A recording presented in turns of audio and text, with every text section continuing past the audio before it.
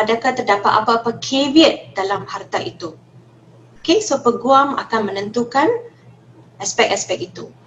Dan selanjutnya peguam juga dapat menentukan apakah cukai tanah yang tertunggak, cukai pintu yang tertunggak, indah water, bil air, bil elektrik. Okey, ini semua kita boleh dapat tahu sebelum kita membuat keputusan untuk membeli harta itu.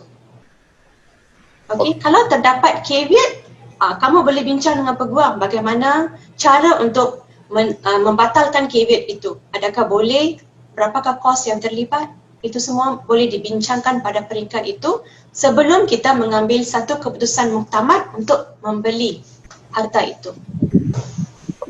Terima kasih Syamila. Sharon, bagaimana pula dengan pandangan Sharon berkenaan dengan isu yang kita tadi, berkenaan dengan bagaimana sebagai seorang pekerja, saya tahu adanya kos-kos lain di mana saya boleh baca, dan adakah maklumat ini satu maklumat yang payah atau susah untuk kita peroleh? Sharon. Okay.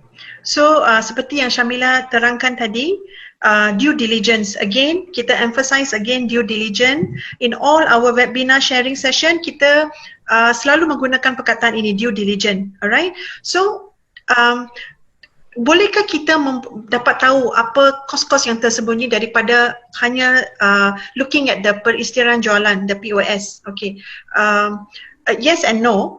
Kalau kita fasih, kita pandai, kita boleh. Tapi kalau kita rasa kita tak pasti, kita tak faham, kita go to a lawyer.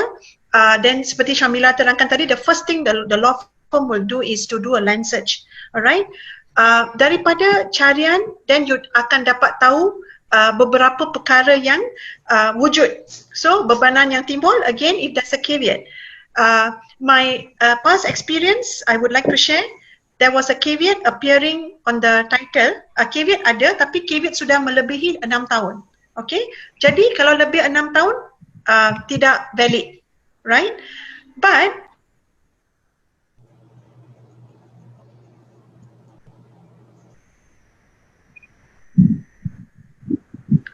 okay, sorry. So sebagai pembida, if you are aware that caveat tu wujud untuk 6 tahun saja, dah lebih 6 tahun, you rasa you tak perlu risau. But you may be wrong because katakanlah caveat tu baru expired 2 minggu yang lalu. Okay, then hanya seorang peguam yang tahu that we still need to do a caveat search untuk check sama ada orang yang masukkan caveat tu boleh, dia akan masuk balik tak caveat tu. So you must always go back to the reason why a caveat is entered. Tujuan caveat itu dimasukkan. So benda-benda ini seorang pembida tidak mungkin tahu. The knowledge is just to that extent. But if you see a lawyer will tell you, no, you have to do a caveat search. Okay? Why is this important? Sebab katakanlah kalau you tak buat caveat search and you just teruskan dengan the bidding and you purchase the property, then halfway through this same person enters a caveat, it's going to incur cost on you. Then baru you akan buat pengiraan kos. But by the time it may be a bit too late. Okay? Right? So a lawyer will then advise you what to be done. So those are due diligence we are talking about.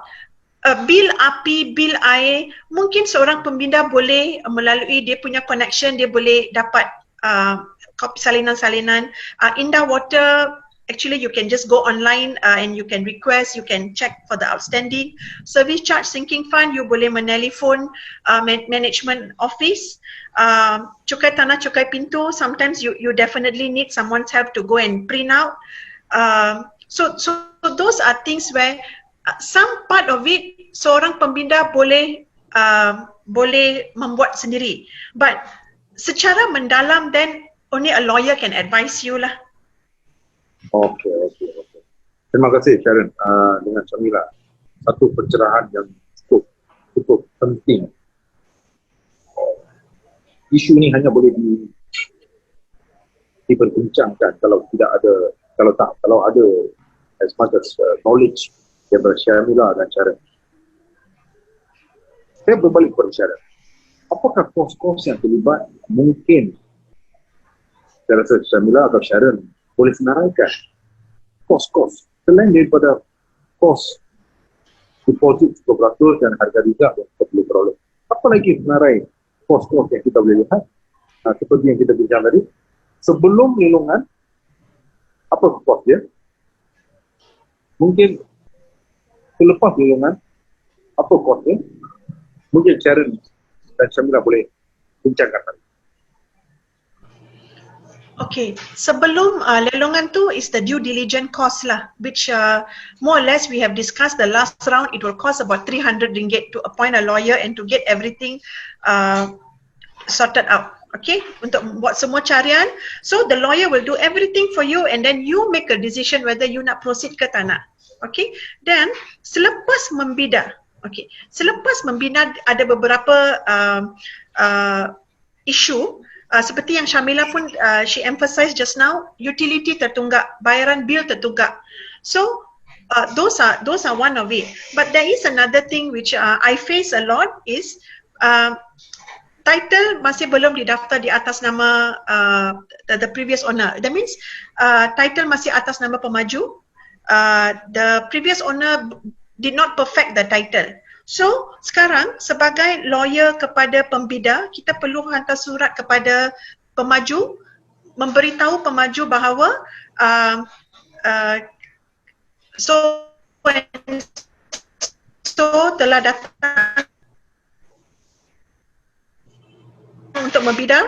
This is a successful developer ke successful bidder. So bila kita hantar surat kepada pemaju, pemaju akan mengenakan bayaran administrative fee. Normally it varies from 500 to 1% to 2% to 2.5%. So it varies. Okay. Adakah maklumat ini boleh didapati di dalam POS? Itu satu soalan yang cukup penting yang Sharon telah beritahu. Adakah maklumat ini ada dalam POS ataupun mana-mana dokumen? Ya. Ya, so jawapannya tidak, kan? You akan nampak nama pemaju, but would you know apa nak buat? Would you know that pemaju akan charge you admin charges? You won't know. So this is one of the hidden costs. Okay? Dan lagi satu, pemaju tidak wujud, pemaju sudah digulung dan harta tanah itu sekarang is under liquidatorship, likidasi. Okay?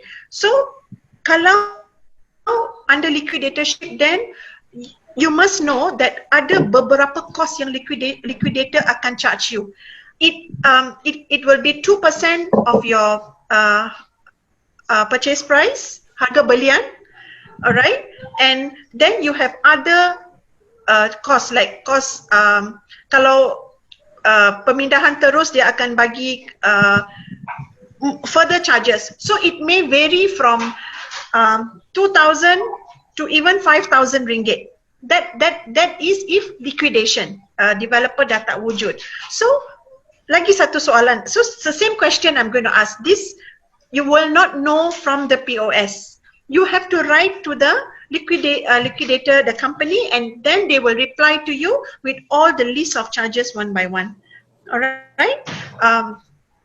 And I will let Syamila share her part as well now. Okay, thank you Sharon. Syamila, maybe you can continue what Sharon has mentioned before. Yeah, talking about kos tersembunyi ya, terdapat lagi kos-kos yang kadang-kadang memang kita tak dapat lihat dalam experience saya. Seorang itu membeli harta melalui lelongan, di mana harta itu daripada satu projek yang terbengkalai. Okey, pemaju telah digulung, okey, projek terbengkalai, dan selepas beberapa tahun satu pemaju baru telah mengambil alih projek tersebut dan telah meneruskan projek tersebut. So bila pemaju baru meneruskan projek tersebut, terdapat kos yang dialami oleh pemaju untuk meneruskan projek tersebut. Jadi bila pembida membeli harta tersebut, dan kita telah menulis kepada pemaju baru yang telah mengambil alih untuk pemindahan terus, dan pada masa itu pemaju baru telah memberitahu terdapat kos tambahan yang harus diselesaikan oleh pembida sebelum dia boleh menandatangani dokumen untuk pemindahan terus. So kos itu agak tinggi ya, beberapa ribu. Jadi tiba-tiba orang yang membeli itu, pembida itu, dia macam terkejut. Kenapa ada kos sebegini? Kerana dia tahu dia membeli harta, dia hanya harus membayar harga belian, deposit, reserve price tersebut dan juga kos-kos seperti bayaran utility dan sebagainya. Tapi dia tidak tahu terdapat kos seperti ini yang memang kebanyakan daripada kita tidak akan tahu terdapat kos sebegitu. Jadi pada masa itu, the pembida actually had to come up with that amount because if not, dia tidak dapat harta itu. Jadi terpaksa. Itu adalah satu secara kejutan. Okay, so itu adalah salah satu contoh kos tersembunyi yang memang kita tak dapat lihat, dan memang melalui POS kita tak dapat tahu terdapatnya kos sebegitu. Okey, bolehkah Syamina senaraikan selain daripada kos cukai tanah, cukai pintu, apa lagi kos-kos yang terlibat? Salah satu kos lagi yang tersembunyi adalah kalau pembeli membeli melalui lelongan secara private auction daripada bank untuk harta-harta yang tidak mempunyai title, individual title. Laka matters lah. Laka matters, dan tempoh penyempurnaan adalah 90 hari. Kita tak dapat uruskan dalam masa 90 hari, kita harus satu pelanjutan masa, dan pada masa itu akan ada faedah lewat. Itu adalah satu kos yang kita harus fikir sebelum kita membeli. Berapakah kita harus allocate some amount of money for the faedah lewat. Kerana 90 hari adalah satu tempoh yang agak kurang, agak ketat. Kalau kita membeli harta melalui lelongan di Mahkamah Tinggi 120 hari, tetapi melalui private auction laka cases 90 hari, maka kita mungkin kalau tidak dapat sempurnakan dalam masa 90 hari, mungkin perlukan perlanjutan masa. Jadi isu faedah lewat akan timbul. Adakah kos IWK juga diambil kira sebagai kos tersembunyi? Adakah kos IWK siapa yang bayar? Pembeli yang bayar atau penggadai? Atau pemegang gadaian? Pemegang gadaian iaitu bank untuk kes-kes lelongan Mahkamah Tinggi hanya akan membayar cukai tanah dan cukai pintu, iaitu kos yang harus dibayar kepada pihak berkuasa, iaitu TNB dan water, PBA ke ataupun di Selangor, Syahbas and all that. Okay, so yang lain pembeli yang harus menanggung. So TNB dan PBA juga dibayar oleh pemegang gadaian? Yes. Untuk private auction, kamu harus lihat kepada syarat jualan. Pemegang gadai, bank akan jual, bank akan cover, tetapi setakat mana? Mungkin setakat tarikh lelongan, ataupun kadang-kadang setengah bank dia akan bagi percentage. Sekadar this amount of money or this percentage, the bank will cover. So harus lihat kepada syarat-syarat jualan. Betul. Excellent. So kalau kita list down ataupun senaraikan kos-kos tersembunyi, mungkin Sharon boleh add on. Saya telah letakkan cukai tanah, cukai pintu, faedah atas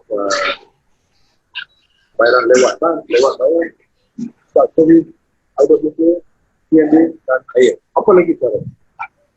So kalau if it's a high rise condominium, then you also have your service charge and maintenance.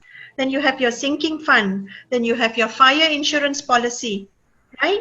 So this again, go back to the syarat-syarat jualan and see as at when the bank pays.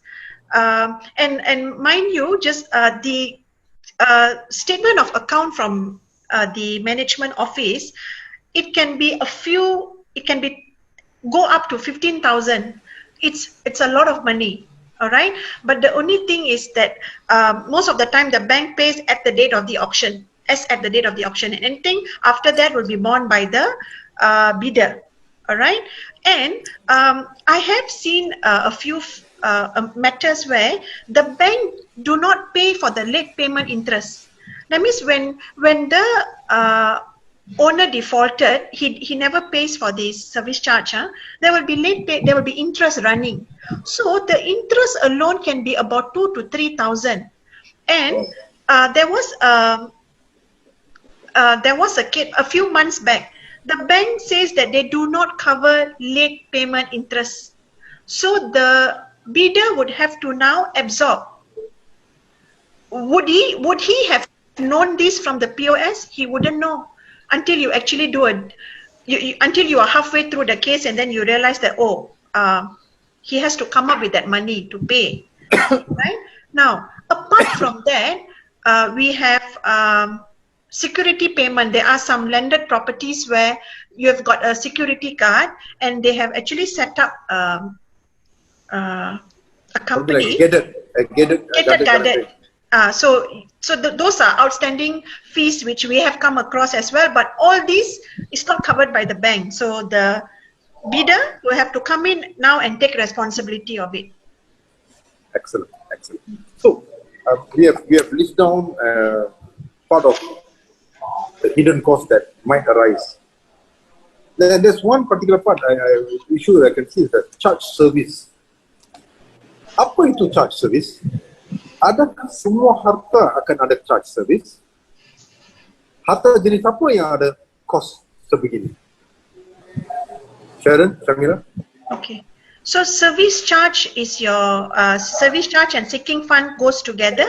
So in most circumstances, siapa yang harta kediaman mana yang akan ada this charges would be high rise condominium. Okay, those apartment condominiums yang ada JMB where you have to you pay to them to maintain the building, or there's a facility there, so they are maintaining it for you. So those are the high rise development. Okay, if you have gated and guarded, I've not seen a service charge for gated guarded yet. It's only the security fees lah. Oh, okay. Maybe Shamila can add on. Yeah, gated and guarded depends on the management, I think. Some they have service charges whereby you can write in to the management office and find out whether there are any outstanding service charges and all that. As Sharon has said, sinking fund comes together. But now Cukai Tanah here in Penang, the practice is paid separately. It's not included in the service charge statement.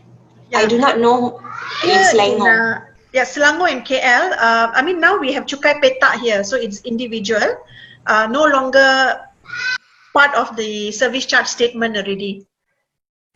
So your fire insurance policy is part of the statement.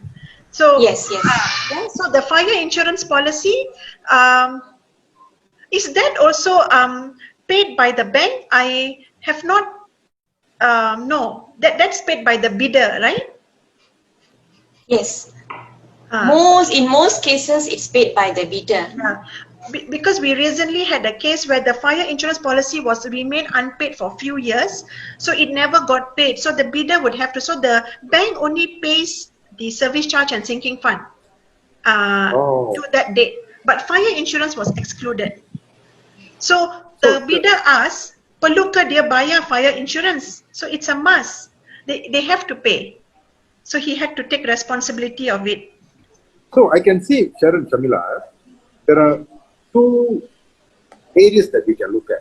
Number one, cost yang terlibat tersembunyi yang perlu kita lihat sebelum lelangan, cost tersembunyi yang mungkin wujud selepas lelangan, itu satu area.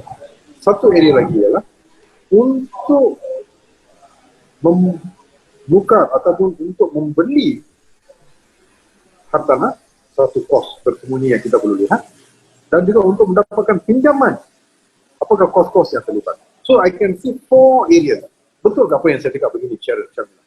Yeah, it's correct. So it's as per what you have explained. If you don't mind, I touch on the pinjaman. Cause if the bidder is not a cash buyer, dia memerlukan pinjaman daripada bank untuk menyelesaikan harga belian, then these are another interesting part where many buyers tak tahu dia kena buat bayaran. Okay, so bila kita ingin mendapatkan pinjaman daripada bank, kita perlu definitely sign documents juga. Okay, kita perlu menandatangani dokumen. So for auction, the only document you sign for transfer is your POS, right? Your contract. Memorandum of sale. Memorandum of sale, right? So for sub-sale would be your sale and purchase agreement or your MOT, okay? Then when you take a bank loan, you have to sign all your relevant loan documents with that bank. So regardless of auction or sub-sale, if you're taking a bank loan, you have to sign. Now, once a bank gives you a loan, there are a few costs that a borrower will need to pay. Number one, very important is the valuation fee. The bank appoints a valuer, and the valuer will have to do a valuation on the property and come up with a valuation report. Now, once they come up with a valuation report, they will have their bill. So many borrowers, they think that it's all paid by the bank, but no, the fees is paid by you. So as a purchaser, as a bidder, successful bidder, you need to take note of this valuation fee. So it will be about 0.5% of your loan amount estimation. Okay? Estimation.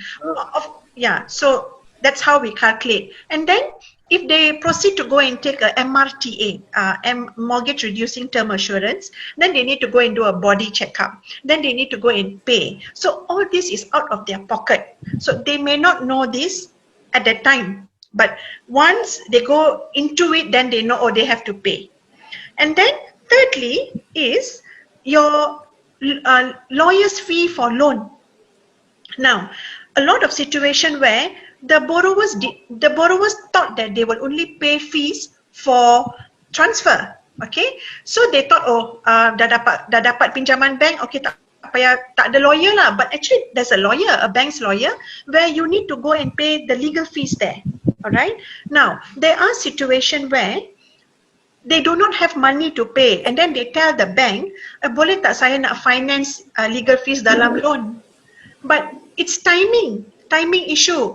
Actually boleh buat, tapi mengambil masa. They have to now redo it again. So we have a situation where the borrower cannot come up with the money, and then they finance the fees in the loan. But this is causing delay already. So these are all, so you see, in taking a bank loan itself, you have your valuation fee, you have your MRTA medical fee, and you have your lawyer's legal fee. So Okay, if you Sharon, know, yes, just to add up, before we it's a good info that you add on just now.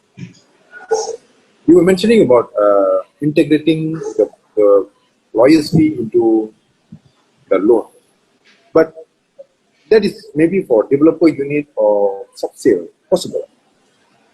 For auction, maybe it's quite difficult, right? Because Yeah. you know the price, memorandum of sale already mentioned about the price. You cannot adjust the price for you to Correct. get the financing. correct. So what you mentioned just now is actually ideal if, let's say, you're buying sub-sale. Yeah, But definitely, I'm very sure you agree with me. Buying through auction, you need to be prepared, well prepared. your margin will definitely be slashed. So you need to incur more costs because your price is only that much. You see? Yeah. Okay. So just now we were talking about, you know, to get ataupun untuk mendapatkan pinjaman, ada dia punya cost-costnya seperti Valuation. lawyers fees, stamp duty, valuation fees, MRTA insurance to be taken, dan juga untuk mendapatkan MRTA pula kita kena buat medical check-up dan sebagainya. Yeah. So begitu juga dengan untuk membuat transfer ataupun untuk mendapatkan property itu, kita nak transfer ke nama kita sendiri, kita perlu selesaikan semua kos-kos yang dulu yang telah sangkut dengan tanah tersebut. So kita boleh lihat ada banyak perkara yang kita perlu lihat. Tapi Sharon, Shamila, maybe Shamila can add on a little bit more on the part that Sharon just mentioned. Maybe Shamila can add on because I'm too much concerned. Wow, there are so much of costs. So Shamila, what is your opinion on this part? When Sharon mentioned about pinjaman itu pun ada cost dia, untuk transfer pun ada cost dia. Apa pandangan Shamila? Okay, seperti yang Sharon terangkan tadi, memang betul lah. Bila melibatkan pinjaman memang ada kos penilaian, valuation. Kalau dah dapatkan MRTA, mungkin bank memerlukan kita membuat medical check up and all that. Memang kita harus membuat budget untuk kos-kos tersebut juga. Kos-kos itu memang tersembunyi, memang tidak dapat dilihat sewaktu kita nak bercadang, nak membeli. Tetapi itu adalah kos-kos yang boleh kita anticipate and allocate some extra money for that cost. Okay, we also have to anticipate another cost, which is the repairing cost for the property. Apakah kos untuk membaik pulih harta itu? Kerana kita hanya melihat harta daripada luaran, kita harus membuat satu pengiraan lah bagaimana kita akan membaik pulih ataupun mungkin buat touch up here and there untuk membaiki harta tersebut. Okay, itu adalah satu budget yang kita boleh dapat buat sebelum kita decide to buy or not. But there's one important thing I want to highlight. Tadi kita ada bincang tentang kos-kos yang akan bank tanggung, iaitu kos cukai tanah dan cukai pintu. Okay, memang untuk kes-kes lelongan awam di Mahkamah Tinggi, bank akan tanggung setakat setakat tarikh lelongan. Tetapi siapa yang harus bayar dulu?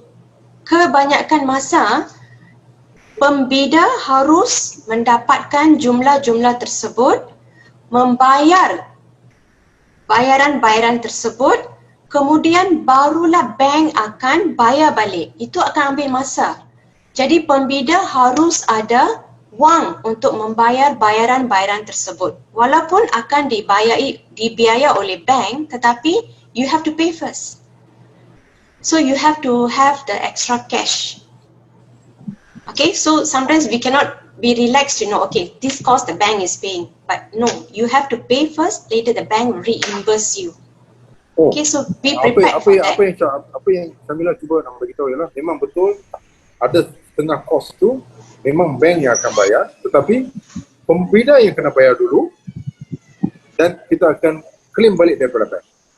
Ya, kerana dalam satu kes yang saya buat, ada satu masalah di mana pembida selepas membida mendapat bank loan, lepas itu dia dapat tahu jumlah tertunggak ialah so much, few thousand, lebih kurang RM5,000 tertunggak.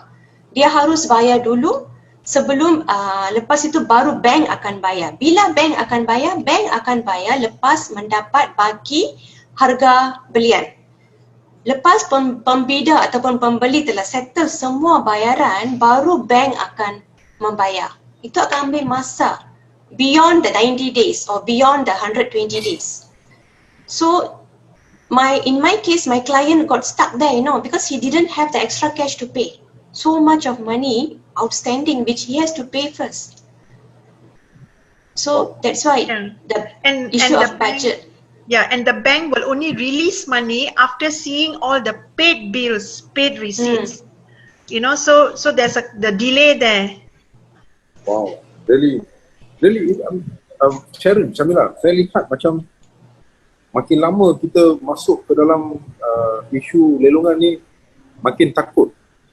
Adakah ini ada satu perkara yang patut kita takuti kepada semua our viewers, kepada kita punya klien-klien kita dan juga orang awam, because you must understand, Koshi's community was established with a clear, conscious mind that our idea adalah untuk menjadi pusat kesahihan maklumat lelong dan bidaan. Maka dengan semua isu-isu yang kita pertikaikan dan kita telah bawa ke hadapan untuk berbincang, nampak seperti makin lama kita mendalami, makin lama makin banyak isu yang perlu kita takuti sebelum kita bidang. Adakah ini bermaksud saya perlu takut beli, ataupun saya perlu was-was, ataupun saya perlu dapatkan orang yang betul untuk memberi satu pandangan ataupun advice yang betul? Apa pandangan Sharon, apa pandangan Syamila? Maybe Syamila you can boleh bercerita berkenaan dengan complication yang wujud ini.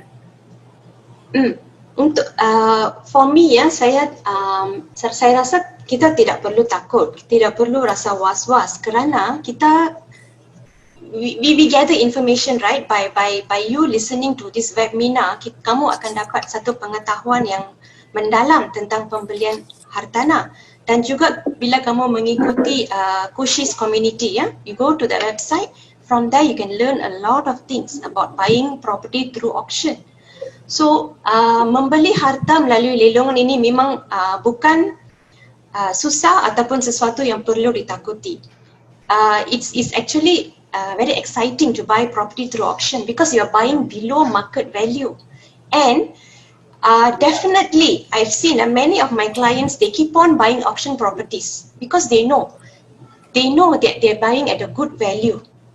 Although you have these hidden costs, so by now you should know what are the hidden costs. You come up with your budget, and definitely I think we can go for the auction properties.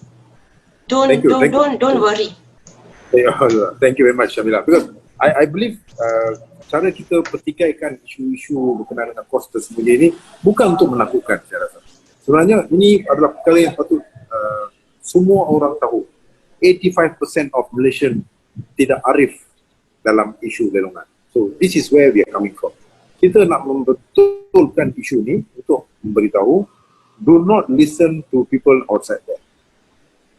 Bersiap sedia, siapkan payung sebelum hujan. So ini merupakan idea kita.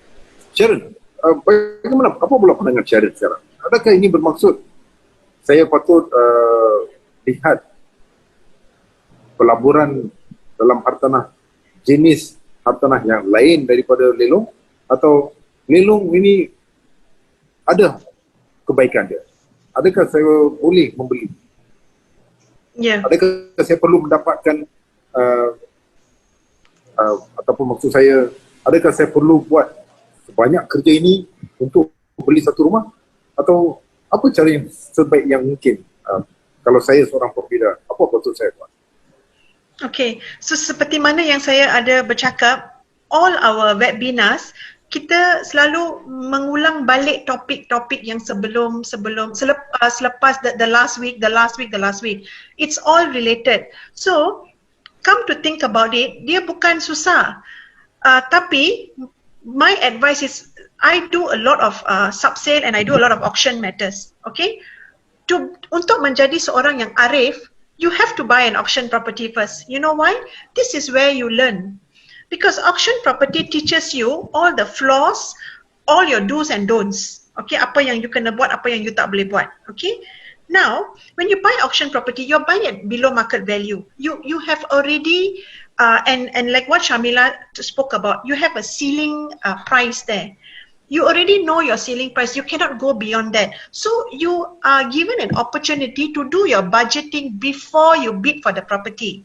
You do not have this luxury if you buy a sub-sale property or you buy direct developer. But you have the luxury here because you are given a proclamation of sale.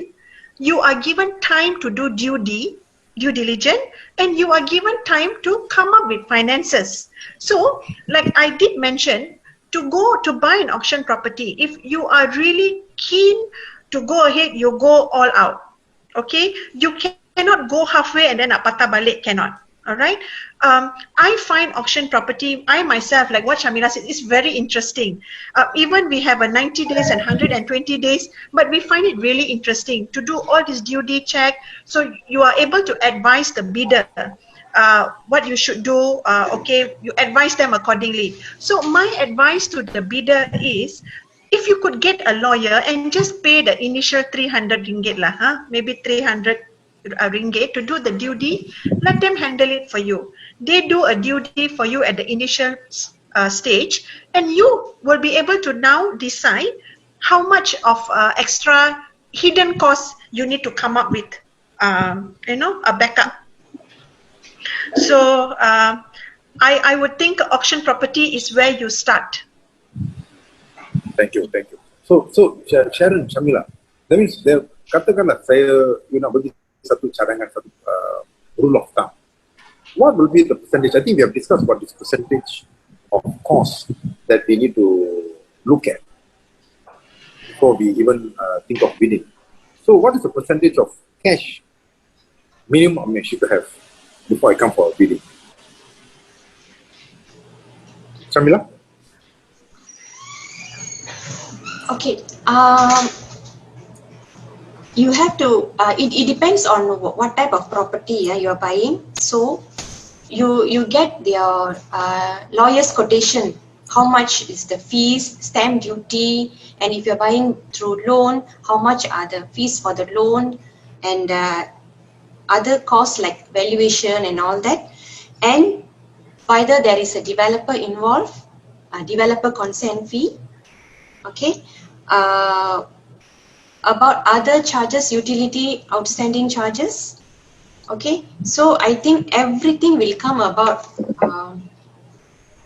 around 8%. So that means 10% on the deposit, 8% on a hidden cost estimation that we need to have.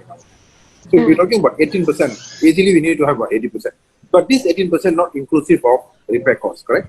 Correct. Repair costs and cost to get vacant possession. Yeah. Oh, okay. So that we need to add a little bit if let's say we have some difficulty in looking at it. But all this actually compensated by the value of the property, which is actually reduced tremendously because maybe of no bidders interested, if let's say they want to buy at that, because you need to calculate all this to integrate with the percentage, lower percentage of value or the reserve price that we put up for sale. This property is put up for sale. So in order to compensate that, that is why the property price is dropped. Why the auction property has no bidder previously? Because it could be because there's caveat. So people calculate the caveat costs. They found it's not worth to buy at that price, whereby they can buy a clean property which is available openly in the market at without going through the hassle. But once it drops few times, 10%, then another 10%, then another 10%, now people look at it, it's viable. Because costs involved in removing the caveat or making good of the property could be much more cheaper compared to buying a property which is already in the open market. So, what your opinion, Chandra, on that?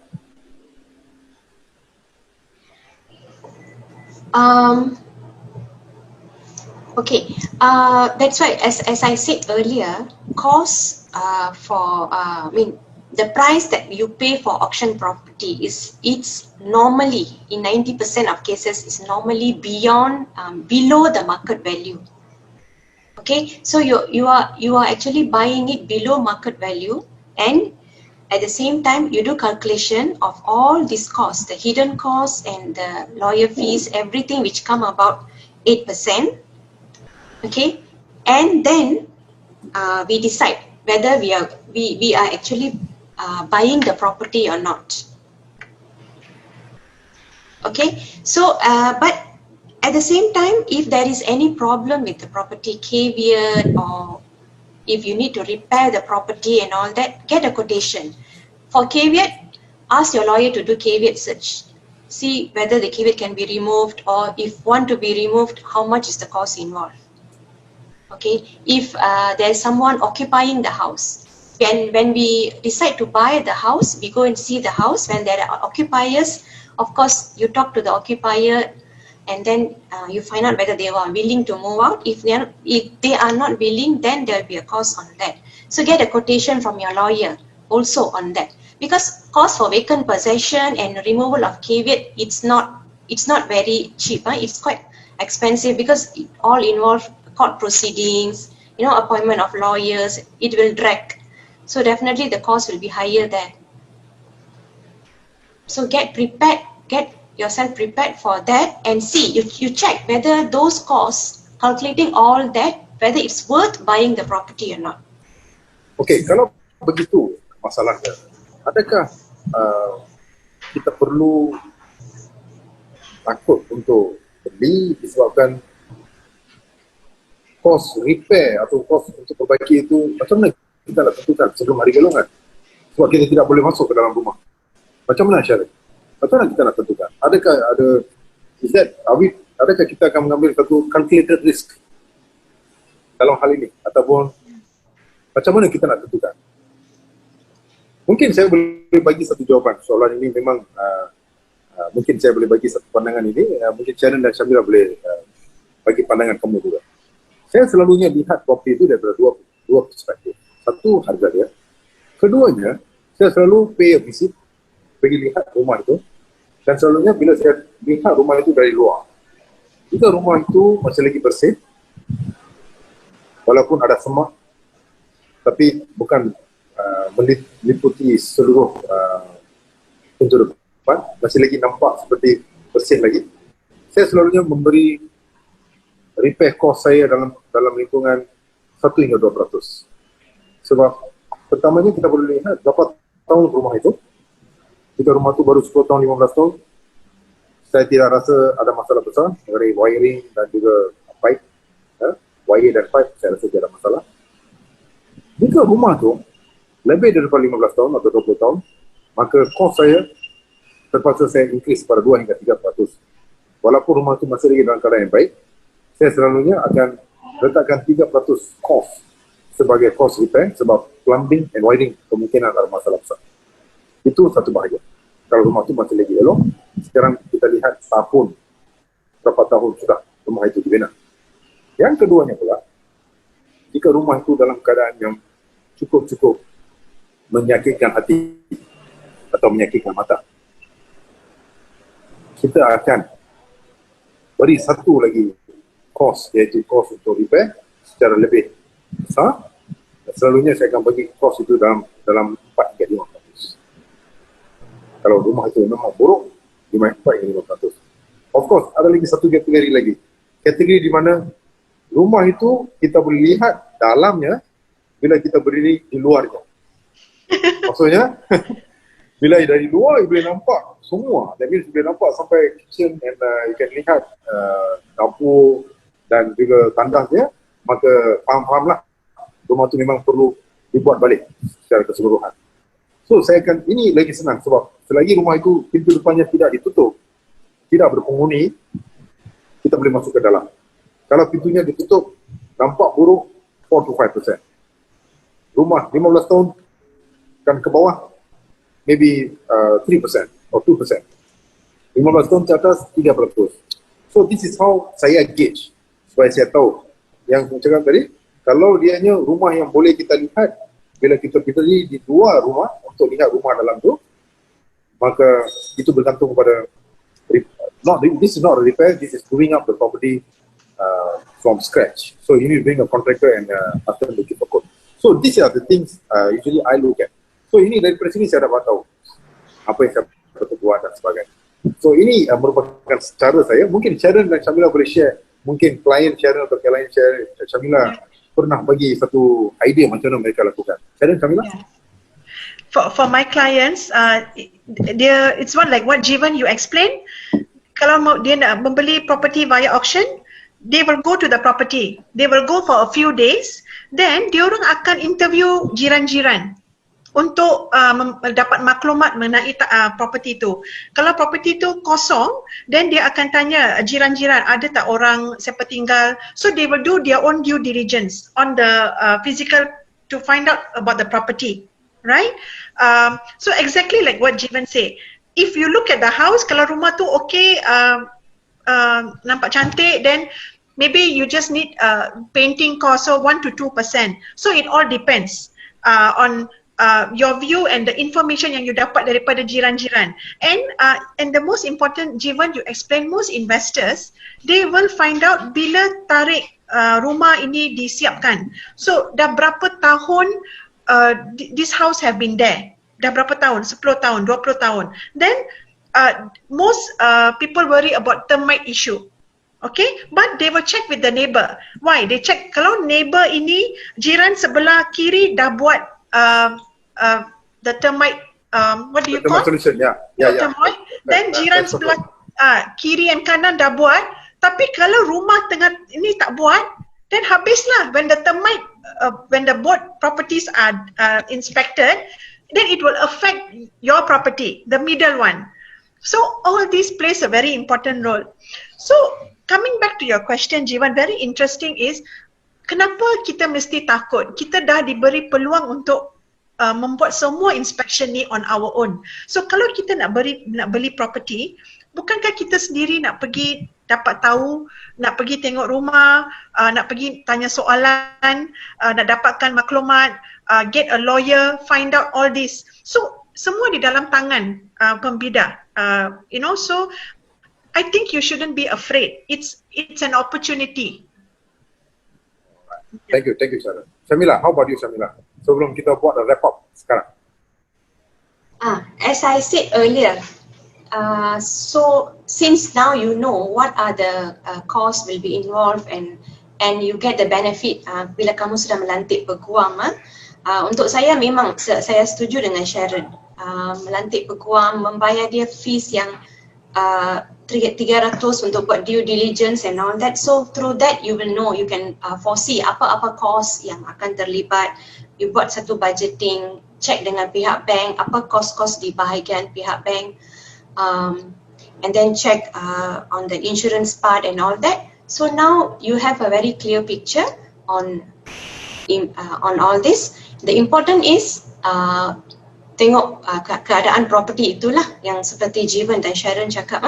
Apakah it also depends on if you are buying the property for investment or own occupation. Kalau investment mungkin kamu akan buat touch up here and there, paint and just make the minor repairs and you can rent it out. So also depends on that. Or for own occupation, of course you might want to do renovation yang very extensive renovation. So it all depends on your budget and what is the purpose you're buying the property. So always do a budget first before you go for the property. Yeah, Sharon, how about you? Maybe you can go for a wrap up. Yes, again back to where I started, due diligence. Only with the due diligence you know what is the budget. Which Shamila has gave a very clear example, which I really love. A ceiling price. You have already a ceiling price there. You cannot go above that. So that has been given to you. So only with a due diligence, you will be able to now sit down and work out your budget and make a decision whether you are in or you are out. Terima kasih, Sharon. So, isu atau topik pada hari ini sebenarnya bukan untuk menakutkan orang awam dengan golongan awam. Sebenarnya cara kami bertikaikan isu-isu ataupun merungkai isu-isu ini adalah untuk memberi satu pencerahan pada orang awam yang 85% masih lagi tidak terlibat dalam golongan awam pertama. Sebab rumah-rumah mampu milik banyak berada dalam lingkungan kategori rumah golongan.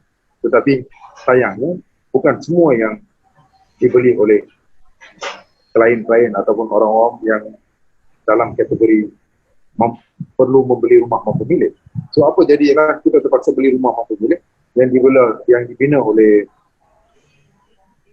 developer ataupun maju di kawasan-kawasan yang lebih jauh dari tempat kerja kita. So sebenarnya ramai antara kita tahu rumah lelong ataupun tanah lelong memang berada dekat dengan tempat kerja kita. Tapi kita takut untuk beli. Sebab kita pernah dengar orang lain, kawan-kawan, rakan-rakan, saudara yang pernah burn duit mereka kerana memilih tanah yang salah ataupun tidak bersedia untuk membeli. Persediaan yang patut tidak dibuat kerana telah dibantu oleh orang yang kurang berpengalaman ataupun menerima jawapan ataupun menerima maklumat dari orang yang tidak bertanggungjawab. Maka mengapakah peluang ini perlu kita rugi kalau kita tidak ambil? So, sebab itulah Coaches Community sejak beberapa lama ini kita telah berganding bahu dengan Sharon dan Syamila untuk memberi pencerahan untuk memahamkan masyarakat awam berkenaan dengan lelongan awam kita. So, isu pada hari ini berkenaan dengan kos tersembunyi ini, jangan takut. Yang penting, yang saya suka apa yang Sharon cakap tadi, due diligence. Kita perlu betul-betul fikir secara mendalam dan faham apakah yang ada dalam hartanah tersebut. Apakah teka-teki yang ada dalam hartanah tersebut. Saya juga suka apa yang Syamila cakap tadi. Penting ialah budget, penting ialah mengapa kita beli, purpose of buying. Kalau purpose of buying ialah untuk tinggal dekat dengan tempat kerja, supaya kita boleh save duit dalam perjalanan, ataupun kena dengan sekolah, dekat dengan sekolah dan sebagainya. Jika purpose itu, oleh kerana kita tidak faham, tidak arif berkenaan kos ini, kita rugi peluang yang ada. So, dengan ini saya rasa orang awam boleh faham. Our viewers will understand in detail apa maksud kos tersembunyi dan bagaimana untuk kita harungi masalah kos tersembunyi tersebut dan dengan menggunakan step-step ataupun langkah-langkah yang telah diberi oleh Sharon dan Syamila. So, saya berterima kasih kepada Sharon dan Syamila kerana bersama-sama dengan kita pada hari ini dapat kita berikan pencerahan secara mendalam apa itu kos tersembunyi dan sebagainya. Minta maaf kerana kita tidak dapat membuat satu session live secara langsung kerana Facebook some issues, kerana Zoom meeting kita memang okey. We couldn't upload. So tak apa, selepas ini kita akan upload dalam FB dan share dengan semua yang terlibat. So jangan lupa Coaches Community, please visit coachescommunity.com, Coaches with S, coachescommunity.com dan register as a member. So kami akan memberi banyak lagi tips-tips dalam Coaches Community, di mana isu-isu yang kita akan bincangkan dalam YouTube akan dibincangkan di situ, dan juga hartanah-hartanah yang mungkin mempunyai nilai yang tertentu yang saya rasa mampu untuk dibeli juga akan disenaraikan di situ. Bukan itu saja, tolong subscribe ke Coaches Community YouTube channel, di mana semua webinar kita akan berada di situ. Pada masa yang sama, kita juga akan cuba dapatkan property review, akan dibuat tidak lama lagi oleh tim Coaches Community untuk di-share ataupun diberikan kepada semua masyarakat yang merupakan 85% rakyat Malaysia yang kurang arif mengenai lelongan awam. So dengan ini berterima kasih kepada Sharon dan Syamila. So see you next week with more interesting topics. So we'll be sharing next week's topics later today. And Sharon, thank you very much. Syamila, thank you very much. Thank you everyone. See you next week. See you. Bye-bye. See you. Bye-bye. Bye. Bye.